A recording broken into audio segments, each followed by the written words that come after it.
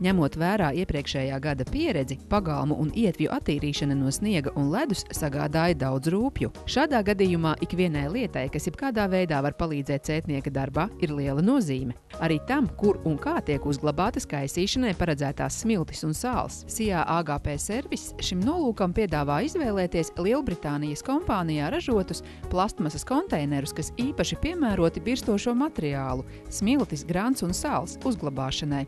Tie ir dažāda tilpuma, noturīgi pret laika apstākļu un sāls iedarbību. Mazs svars un mūsdienīgs dizains. SIA AGP Service piedāvā sāls smilts rokas kaisītājus, kas paredzēti ietvju un braucamo daļu uzturēšanai ziemas periodā. Precīzi un efektīvi izkliedē birstošo materiālu. Sāls smilts maisījums tiek izkaisīts ar rotējoša diska palīdzību.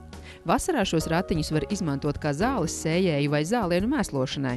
Pie mums SIA AGP Service var iegādāties ceļu satiksmes drošības aprīkojumu.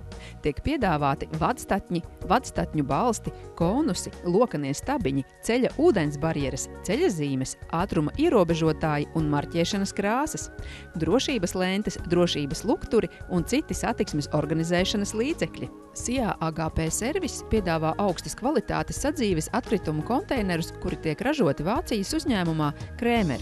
Šie konteineri īpaši paredzēti Latvijas klimatiskajiem apstākļiem atbilst augstas kvalitātes standartam EN 840. Tie aprīkoti ar gumijas riteņiem, kas uzmontēti uz masīvas rudītā tērauda ass. Atkritumu tvertnes aizmugurējā daļa aprīkota ar īpašu atbalstu, kas padara konteineru īpaši stabilu.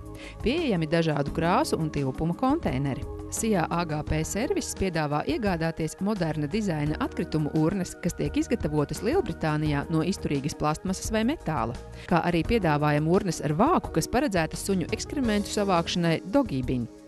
Vāks aprīkots ar gaisa atsvaidzinātāju, komplektācijā ar cinkota metāla savācēju tvertni un polietilēna maisiņiem.